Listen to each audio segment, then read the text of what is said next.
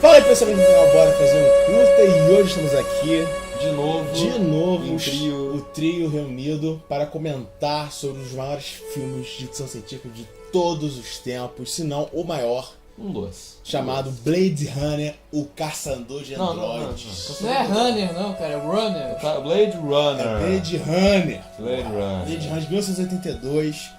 Um filme dirigido por Ridley Scott. O falecido Ridley Scott. O falecido, se não o maior filme dele, Pedro Guedes. Não, é o maior filme dele a partir de 90. Porque antes disso... Não, a partir de 90 por causa da edição que ele fez lá, por causa da... Pois é. Ah, verdade. Porque isso a gente vai comentar também, que a gente vai comentar a versão original do filme. E ainda assim a versão original é melhor que Alien Covenant. Chupa! E vamos comentar a versão final, lançada em 2007, né? Que é a versão... Chuchu Beleza do E vamos no final do final falar o que a gente espera do novo Blade Runner. Exatamente, e comentar também um pouquinho sobre o livro, né? O Android Sonha com Ovelhas Elétricas, Pedro. Sim, pois é, o livro do Philip K. Dick, que é um dos maiores nomes da ficção científica. Está fazendo 50 aninhos. O livro. Sim, vai ter a nova Philip versão. Philip K. Dick não, há muito tempo. Não, já morreu. Pois é. A nova versão vai lançar pela Alif também, então presta atenção aí, aproveita o hype do filme. A capa deve estar aparecendo aí na tela, com certeza. Bom, vamos começar do começo. Ele comentou que é a partir de 90 que vira o maior filme do Ridley Scott. Exatamente. Que bagunça é essa? Porque o Blade Runner ele tem uma história muito curiosa, que todo mundo sabe disso, isso já é papo que todo mundo já sabe, o filme foi um puta de um fracasso de bilheteria na época. E crítica também. Porém, se você viu a produção do filme, ela é excepcional, porque a maquete que eles usam para representar as cidades futuristas, principalmente da torre da Tyrell Corporation, sim, é absurdo. É absurdo, cara. Principalmente os prédios que tem projeção de TV gigantástica, é um troço louco. A gente também não falou que o filme extrapolou o orçamento original, nota a casa dos caras. Mas aí vem a questão. Foi muito caro. Mas vamos começar assim, o filme ele custou 33 milhões de dólares. Que para época era absurdo, né, cara? E faturou 28 milhões de dólares no mundo, ou seja, ele nem se pagou. E por que o filme foi um fracasso? Porque o que aconteceu? Existe uma coisa chamada edição, né? O cara, quando foi montar o filme, fez uma cagada que é o quê? Não, cara, a Warner, né? A Warner, como assim, desde aquela época a Warner já fazia merda. Sim. O que acontece? Tem muitos corteados, você fica confuso com certas situações que tá rolando no filme, entendeu? Uhum. Porque, por exemplo, o Blade Runner, ele é um filme, se você for levar um ponto de vista, ler o livro, ver o filme e querer entender esse universo, ele é complexo, cara. Sim, querendo ou não, ele é bem complexo. Se você começa a gostar, você vai se intrigar a querer entender mais do universo. Mas, obviamente, isso não é coisa do filme. Você vai querer se intrigar, isso é curiosidade à parte. Isso que é legal do filme, né? Ele te instiga. Sim, mas a versão original de 1982 lançada nos cinemas não tem isso, porque tem a porra da narração em off tem uma que conta tudo o que acontece. O grande problema também do filme, como o Marco falou, é a narração em off. O que acontece? O maior problema. Além de estar mal narrada, ela explica uma má vontade, ela brinca com a inteligência do telespectador, falando assim, pô, o cara vai comer macarrão, porra, comer macarrão, isso me faz lembrar minha ex-mulher. Pois Cara, se você quer dar um exemplo de narração em off ruim, dá a narração em off do Blade Runner. Ou então a Antônio Calone no Polícia Federal também. Mas o Blade Runner, esse negócio de narração em off é um negócio que pode até lembrar filme noir, mas no Blade Runner fica ruim, porque tipo, é um negócio óbvio, como você falou, e ele tenta mudar um pouco a história. Por exemplo, ele força uma amizade entre o Deckard e um outro parceiro dele lá. Gaff. O Gaff, que eu nem sabia o nome desse filho da puta, que não existe no filme, não é importante. E assim, caso você queira assistir a versão original, a Warner lançou esse pack aqui com a versão de cinema dos Estados Unidos e internacional, e a versão de 92 e o Final Cut 2007. E também lançou a versão de 30 anos, que é um box que vem com carrinho e tudo, que vem também as versões, versão Blu-ray, e também teve a maleta do Blade Runner, que além de vir o carrinho, vem o origami também, o unicórnio, Pois e mais extras, né? Sim. A versão de cinema do Blade Runner é uma versão que você enxerga um filme que tinha um potencial, que tem um conteúdo, mas que foi estragado pelo estúdio. Ele é um filme imbecilizado para as máquinas, a versão original. Cenas assim que já tem a versão do diretor e a final, estão no final, lá pro quase terceiro ato, estão no início do filme. Pois é, a apresentação, não é a apresentação, mas uma cena que o Roy Batty vai tentar dialogar com o cara dos olhos lá, genéticos, tá no início do filme, não faz sentido nenhum ter essa cena no início do filme. O que dá a entender é que a Warner quis que, como a gente tava comentando, apresentar o vilão logo, né? Eles não souberam ter clássica, paciência. Né? Eles queriam pegar um filme que era ousado demais e fazer ele ficar bonitinho pras massas. E assim, mas eu acho que se o filme tivesse sido lançado segundo a versão do Ridley Scott, talvez fosse uma unanimidade crítica, mas ele não cairia... Ele talvez seria um fracasso ainda maior de bilheteria. Porque ele é um filme ousado. Eu não ia apostar num filme como Blade Runner, talvez. O que acontece? A chave do sucesso do Blade Runner foi o quê? A versão do diretor de 92, obviamente. Isso daqui é a versão do diretor de 92. E o que acontece? A chave principal pra você conseguir fazer um bom filme, não ter interferência da Warner e ter uma boa edição. E também mundialmente, né? Que o filme ficou culturalmente mundialmente famoso. Todo mundo começou a gostar. Todo mundo... Não foi lá só nos Estados Unidos com sucesso, foi mundialmente. Mas assim, tipo, depois que o filme foi esse fracasso monumental de crítica e de público, depois, você falou, vieram várias versões. Teve versão que passou em San Diego e depois nunca mais sumiu. Sim, tem a versão de San Diego, hein? Cara, tem uma versão que é um work print, que tá na versão de 30 anos que você falou. E assim, tipo, o Blade Runner tem 1 milhão de versões. E depois, como você falou, ele começou a se tornar cultuado. O pessoal começou a olhar Blade Runner e enxergar as virtudes no filme.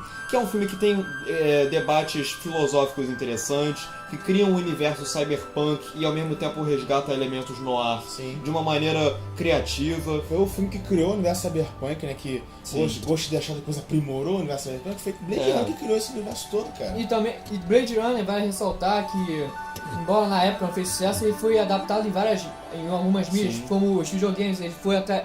Teve quadrinhos também, também quadrinhos também, na mesma época que lançou o filme. Da Marvel, os quadrinhos da Marvel, né? Sim, os jogos eram PC e outro console que eu não lembro. O do PC foi da Microsoft lá em 97 ou 8, mas teve um jogo em 85 que dizem que é muito ruim, inclusive, mas eu nunca joguei. O próprio livro já foi adaptado em outras versões, eu não me lembro se foi rádio ou se foi quadrinho, eu não me lembro agora. Mas enfim, o Blade Runner é um filme que ganhou com o tempo. E ele é engraçado, eu falei isso uma vez, que o tempo costuma dar aos filmes o que eles merecem. O Blade Runner é um bom exemplo disso, porque, cara, ele foi um fracasso monumental, foi um fiasco total, mas, cara, hoje... Ele é um filme que definiu o cyberpunk não só no cinema, mas na cultura pop. Ghost in the Shell, como você falou. Ou você falou, não me lembro agora. O próprio Matrix também. Uma coisa também, o universo 2099 é puro cyberpunk também. Da Marvel. Da Marvel. Pois é. O Blade Runner inspirou não só quadrinhos, sim, mas também vários filmes também inspirou. Sim. Teve a criação do novo gênero noir, um neo-noir, né? Por aí, assim. Também. E assim, e a primeira coisa, aí já entrando de cabeça no filme, a gente vai analisar aqui as versões do diretor e o Final Cut, ok? Tem poucas mudanças, né? Esse aqui, a versão do Final Cut é muito mais remasterizada. O que você precisa saber a diferença do original para as outras? Uma diferença que tem do filme original para as outras versões é que, tipo, no Final Cut, Director's Cut, 2007, San Diego, tudo faz. É que numa cena que vai soltar uma ave, o céu tá todo, no original, tá todo azulado, claro. E não só o céu também, as estruturas, os prédios, é tudo novo. Não, a indústria parece que gravaram na indústria. Sim. Já essas versões mais recentes... Eles refizeram total. Refizeram digitalmente, ficou bonito, né? É que nem o que fizeram com o Star Wars de remasterizar, só que bom. E tem um detalhe também, o céu dessa versão do diretor é azul ainda. O céu só fica preto na versão de Final Cut. Ou seja, a gente recomenda pra você. Se você quer ver Blade Runner, veja Final Cut. A final, 2007, que é a fodona. Fodona, tem tudo lá. É a remasterizada, a qualidade foda, tudo foda. Tudo certinho. Uma coisa, a gente não citou, a versão original que foi pro cinema, ela é tão bizarra, a Warner ela fez um esforço tão grande pra fazer o filme ficar bonitinho, que no final do filme eles quiseram dar um final feliz e pegaram o final do Iluminado. E não faz sentido nenhum, cara, porque na história do Blade Runner a Terra tá devastada, tá toda fodida, não tem floresta, não tem nada. Não tem montanha. Aí do nada viu o verde, do Blade Runner. Azul, claro, um paraíso, cara. Não faz sentido nenhum isso com a história do filme. Então, assim, vamos falar sobre Blade Runner, a versão que importa, Final Cut.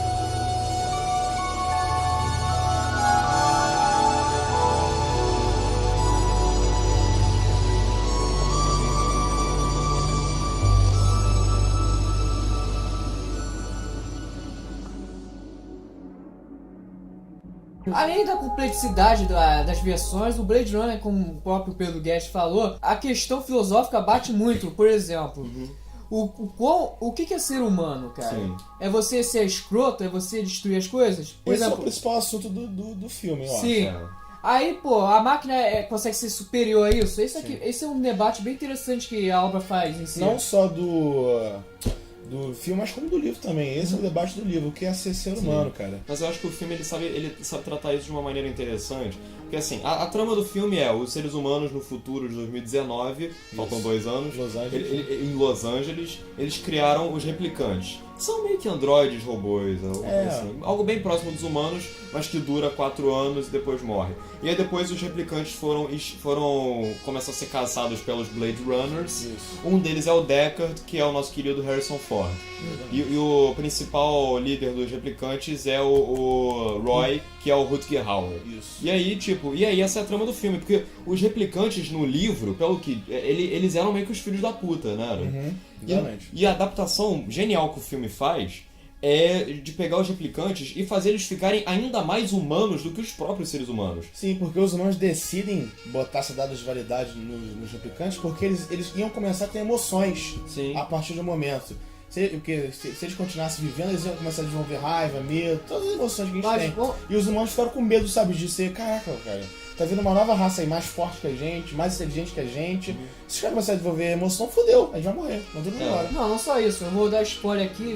Spoiler tem que ter, tem que ter. Spoiler! 30 tá aí anos na tela, de Blade Runner aí, piscando na tela, a cena spoiler. final que o Roy tá vendo o Deckard quase pra cair, e eu entendi assim quando eu revi de novo. Pô, é o seguinte, eu vou deixar ele morrer, eu vou agir que nem um humano, ele me caçou, mas isso, eu vou salvar ele porque isso me torna melhor que um ser humano. Só porque ele me caçou eu vou deixar ele morrer? Não, eu vou mostrar melhor que sou um ser humano e perdoá-lo. Exato, essa que é a discussão do filme, o fato de que os seres humanos, eles são escrotos, e os replicantes, mesmo sendo robôs, vamos colocar assim, eles conseguem ser mais emotivos e mais humanos, mais bondosos. Os próprios seres humanos. É uma discussão interessante. O filme ele ergue um espelho para a humanidade, que nem o Mãe, que a gente falou outro dia. Com certeza. Só que o Blade Runner ele tem uma visão não tão pessimista quanto... É o que a ficção científica tem que fazer, cara. Desde 2001... Né, os autores lá, Arthur C. Clarke, o Asimov, sabe? Então, até filmes mais, entre aspas, muitas aspas recentes, Robocop, sabe? Essa que é o negócio da ficção científica, você ir pro futuro pra olhar pra trás. Pra olhar pra trás e discutir os erros que a gente faz, cara. Pois é, cara. Toda essa discussão que a gente tá falando aqui cria ainda pro filme uma questão muito interessante, que é o fato de que os vilões do filme não são vilões. Ele não é um filme maniqueísta. Aliás, ao contrário, em vários momentos você encara o próprio Deckard como o algoz. Quando ele mata uma replicante, cara, você fica, caramba, esse cara é um cara perigoso. E os replicantes... Ele mata sangue frio, cara. Ele mata sangue frio. Ele é um cara frio. Ele é um cara que parece sem emoções. E é interessante isso, porque, cara, é um filme complexo, dramaticamente complexo. Você olha, esse cara, ele teoricamente é um antagonista, mas, caramba, ele tem uma motivação nobre, ele é a vítima. Sim, ele só quer viver, cara. Pois é, ele só cara. quer sobreviver, ele não quer... Ele tá farto de ser subjugado. Sim, ele não quer ser mais o explorado, né, cara? Porque os replicantes são explorados nas colônias, né? Sim. Eles que fazem o trabalho duro, eles têm que carregar peso e tal. Colônias, pra vocês não sabem, é o seguinte, como o mundo está tão fodido, o planeta Terra começou a explorar outros planetas por causa do ambiente. O ambiente já tá uma merda no planeta Terra. É a mesma coisa que Krypton faz no Homem de Aço. Mas isso no livro, a exploração das colônias começou antes da guerra, antes do planeta Terra. Outra coisa interessante, eu pressupus isso, inclusive. Que não é citado aqui, é que houve uma guerra que diz há uma guerra que justifica o mundo estar assim, né? Dá pra entender por que houve alguma guerra nuclear e tal, mas no livro dá pra você entender mais bem detalhado por que essa guerra aconteceu, o que aconteceu, o que foi essa guerra. No filme você nem sabe que houve uma guerra. Mas dá pra pensar, você deduz. Dá pra deduzir. Eu pressupus, na verdade, que a humanidade que se desgastou no filme, assim. Mas é isso que é bacana, tipo... A gente vê tanto filme blockbuster de ação que é maniqueísta, onde os heróis são heróis e os malvados são malvados. Tem nenhum que de cinza lá, né, cara? E o Blade Runner é total cinza, sabe? Isso que eu acho fantástico.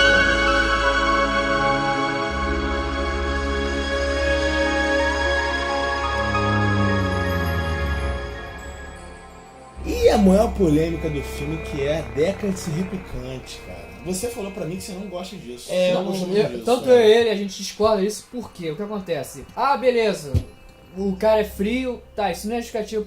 Uma das justificativas é, cara. Ele é frio quando ele mata os replicantes. Cara, isso não é justificativo. Ele tem vários justificativos pra ele ser uma pessoa fria, o Deckard, que é o seguinte.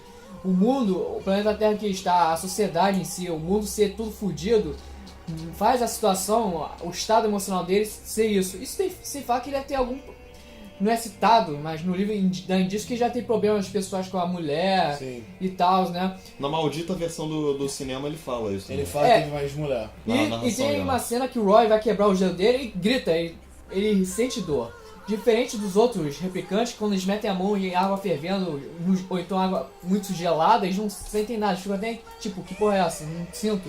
Não, mas assim, primeiro, as pistas de que o Deckard é um replicante. Primeiro, a pupila dele brilha junto com a dos outros. Brilha. E também não sei se na versão do diretor tem, não sei se tem dúvida, o sonho do unicórnio, né? Na versão tem. Na versão do, se não me engano, na versão do cinema não tem o sonho do unicórnio. Mas no meio do filme tem uma cena onde o Deckard, ele sonha com um unicórnio. E aí você pode até encarar que aquilo é uma metáfora para a relação dele com a Rachel, que é, entre aspas, virgem, então é uma metáfora. Mas aí vem um final e desconstrói tudo isso. Pois é, porque no final, um dos policiais, ele aparece e coloca um origami de unicórnio lá. Sim, e esse policial ele ficou o filme todo fazendo origami. Pois é. E depois tem aquele diálogo das memórias, não, porque os replicantes têm memórias embutidas, a própria Rachel tem memória embutida e tal, não sei o que lá. Aí vem o final e bota lá o origami do unicórnio. Eu sei, caralho. Ele é um replicante porque o Gaff, né, que é aquele policial lá... Que coloca o unicórnio lá. Bota o unicórnio, então ele sabe das memórias do... Ele colocou como uma piscadinha lá. Eu sei que você sonhou com o unicórnio. Sabe por que eu particularmente não sou tão fã desse negócio do Deckard ser o replicante? Primeiro, assim, não é comprovado que ele é um replicante, mas em algumas versões é sim. O próprio Ridley Scott já disse que ele é replicante, mas no filme nada é concreto. Eu acho que isso é uma coisa que funciona melhor se for ambígua, pra você decifrar com a sua própria cabeça. Segundo, eu acho que isso é meio que você querer forçar uma reviravoltazinha de filme noir, sabe? Exatamente. Você também acha isso, cara? E eu acho que esse negócio do Deckard ser replicante, isso vai contra, quer dizer, não é que vai contra, mas isso tira um pouquinho do impacto da mensagem do filme. O Deckard, ele é um cara frio, calculista. Porque ele é humano, né? Porque ele é humano. E isso daí é a prova de que os replicantes são mais humanos, são mais emotivos do que os próprios humanos. E aí chega no final, o Deckard é um replicante. Isso meio que, eu acho que isso dá uma baixada na bola, dá uma mensagem no livro, do filme. ele não é replicante no livro, ele é humano e acabou. No livro ele não é replicante. E o legal também é que Blade Runner, ele é um filme que junta vários gêneros. Sim, ele é um noir, o cyberpunk que criou, o policial, o gênero policial, que é o noir. Isso pra mim é, tirando a mensagem... É a coisa mais legal do filme. É uma das coisas mais legais do filme, que tipo, cara, o filme, ele ao mesmo tempo, ele é bastante clássico, ele resgata a aura do cinema noir. A fotografia, aquela fotografia escura, cheia de luz entrando, sombras, aquela luz vazando. As sombras são muito importantes. Sabe aquela cortina que é sempre vazada assim, entrando, bem dividida? Exatamente. E assim, mais uma coisa, além disso, embora ele seja um filme que resgata uma coisa que é clássica e antiga do cinema, que é o gênero film noir, ele também mistura com uma coisa que é completamente nova, completamente revolucionária, que é o cyberpunk. E o neon, né, cara, as cores. Ele junta uma coisa que é super monocromática visualmente, com uma coisa que é super vibrante, super berrante visualmente, que é o cyberpunk. O interessante é que, tipo, o gênero noir é sempre o quê? O detetive nos anos 40 e tal. Aqui, ele pega algo que é além disso, ele pega um troço que é no futuro, com um gênero que é, obviamente, dito pra ser no passado. Aí vem e faz, ele consegue misturar isso. Então, se você parar pra pensar, do ponto de vista de forma, de estilo, de gênero, ele é um filme complexo.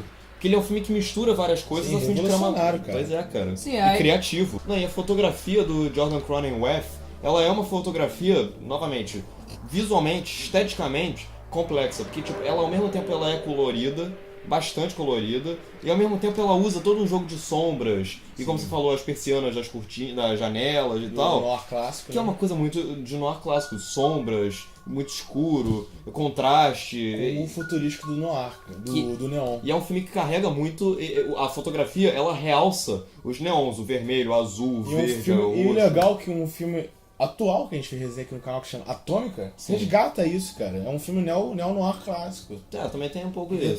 Tem um neon e tem um jeito de noir clássico. É legal, interessante. Meio que voltou, né, esse estilo. Até nisso o Blade Runner... Até nisso eu vejo influência até hoje. O Blade Runner vale ressaltar uma coisa.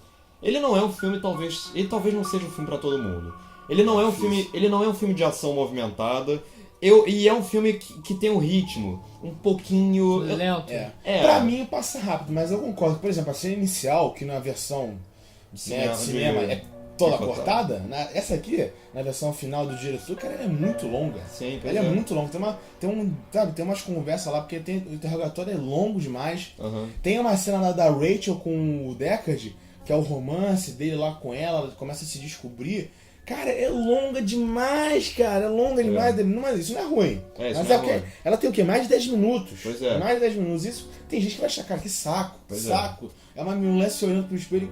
E a trilha sonora do Vangelis é espetacular. A gente vai falar dele ainda. A trilha, mas que para outras pessoas vão achar um saco essa cena. Pois é. Outra coisa fantástica do Blade Runner, que é muito importante para a construção do universo, que é o design de produção. Que pra época, cara, hoje bizarro. É foda. Hoje é foda. Hoje é foda pra caralho. Pra época só tinha o que? Star Wars. E de bizarro. Tanto assim, que... Põe aí na tela, tem um easter egg, cara. A Millennium Falcon, a silhueta da Millennium Falcon, ela é a fachada de um prédio, se você é o prédio da polícia. Cara, os carros voando pelos prédios, aquele prédio da polícia enorme. E o prédio pirâmide, e o prédio do Tyrell, que é... Não, o prédio do Tyrell que é uma pirâmide. Cara. O sol amarelo é a pirâmide cortada. Cara. Sim, cara. Porra, nossa, sensacional, cara. Não, e mais, o submundo, tipo, que tem uma coisa que eles... puxam, que eles sugam assim com um tubinho. Droga. É droga, é tipo xeracola, sabe? Exatamente. Cara? Uma coisa assim. E tipo, guarda-chuva com neon, as roupas. E os asiáticos que dominaram, né, o mundo agora, cara. Não dominaram, acho que eles salvaram o que tinha de mundo. Não, dominar que eu falo é que só tem asiático, sabe? Você só vê, principalmente chinês, tem muito chinês lá. Sim. Sabe o que é isso? Metade da população... E é bizarro, né, cara? Porque eles meio que preveram o futuro. Sim, a população ocidental, eu acredito nessa teoria. A população ocidental meio que morreu por causa de guerras e tal, e quem salvou a pátria? Os chineses, porque na China o número de população é enorme, então sim, expandiram. Não, inclusive a Los Angeles do Blade Runner é irreconhecível. Não tem nem o letreiro de Hollywood. Não tem montanha, não tem nada, cara. Só prédios e fogo, e fumaça e tudo preto. Assim. A direção de arte, ela carrega muito nos telões. Aquela japonesinha lá, a Coca-Cola, os Zeppelins passando também, sabe, cara? E os propagandas, você quer ter uma viagem sai da Terra e tal. E cara, o próprio submundo também, os restaurantes multicoloridos, cheios de neons desenhados assim, inclusive, um elefantezinho que aparece lá, uma coisa assim. Você falou também, mas o próprio guarda-chuva que foi mega famoso, que é chamado guarda-chuva sabre de luz, né? Cara, e o próprio copinho, a taça que ele usa pra beber, ela é toda estilosinha também. Além disso, tem a trilha sonora do Vangelis, né, cara? Nosso querido Greguinho Vangelis, cara. Trilha épica, cara. A trilha sonora desse filme é tão foda. E ela não é uma trilha sonora... Hoje em dia, ela é uma trilha sonora que inspirou muito. Hoje em dia meio que virou lugar comum. Você imagina um mundo cyberpunk e você imagina uma trilha no estilo Blade Runner. Mas na época... música sintetizadora. Exatamente, cheio de sintetizador. Tipo que eu gosto de deixar o fé.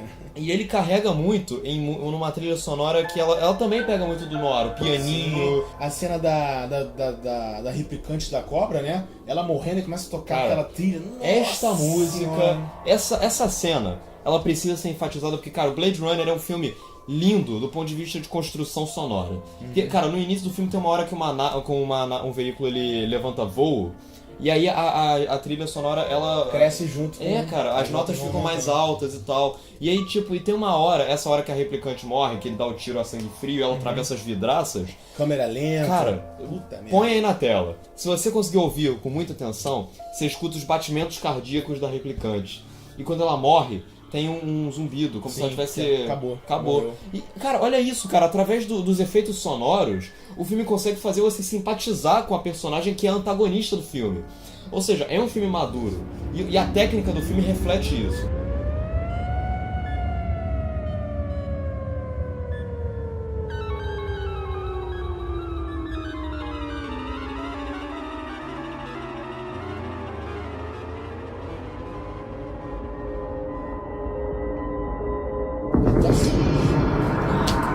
Peraí, gente. Falar do Harrison Ford, ele tá Harrison Ford. Não! Ele tá nos melhores filmes dele, pô. Mas acho que as caretas dele... Harrison Ford é Han Solo e Indiana Jones. Aquele é Harrison Ford. Mas uma coisa que eu acho interessante no Deckard, cara, a atuação do Harrison Ford, é que, tipo, o Harrison Ford, ele ao mesmo tempo que ele pega alguns elementos que já existiam no Han Solo e no Indiana Jones, que é aquela pose super charmosa e aquela sobrancelha. A risadinha dele de lado, assim.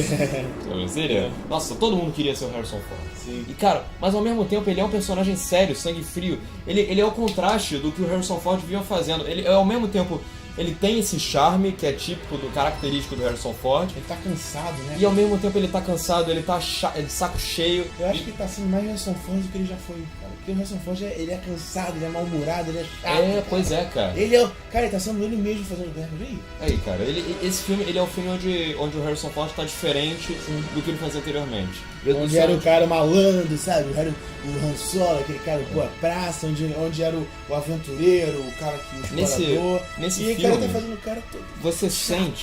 Você sente que ele tem uma malandragem, mas que ela tá sufocada no meio de tantos... De amargura, né? De tanto saco cheio, sabe, cara? E o Rutger Hauer também, que faz o Roy. Um dos maiores vilões da história do cinema, cara.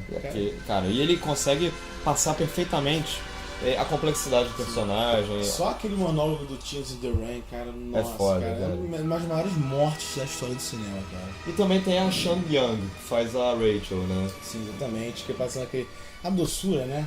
A inocência, cara. Ela te convence. Sim. Ela esteticamente, ela remete a Femme Fatale, que é uma coisa clássica de noir. Mas com o passar do tempo ela vai se desabrochando e ela revela uma emoção, uma sensibilidade tão forte, e isso te faz perceber, caramba, ela é um robô, mas ela tem tantas emoções.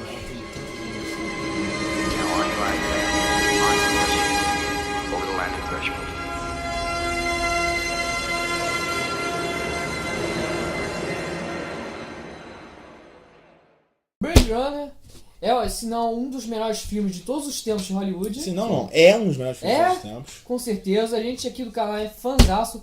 Sim. Eu não sei quanto ao pequeno Arthur.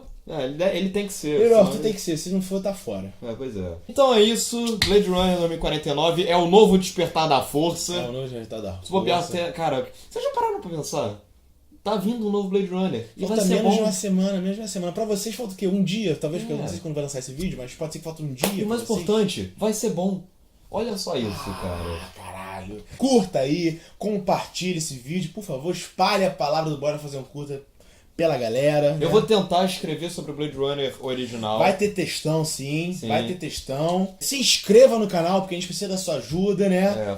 Vamos tentar terminar o ano com 800 inscritos no mínimo aí, gente. Rumo aos 1000, vamos lá, a gente consegue. E tem os parceiros, Thales Neutron, não se esqueça de se inscrever no canal dele, dá Thales Neutron, aí, se não me engano, já fez review dos DVDs ou Blu-rays do Blade Runner. Vê lá, segue lá, o cara é show de bola.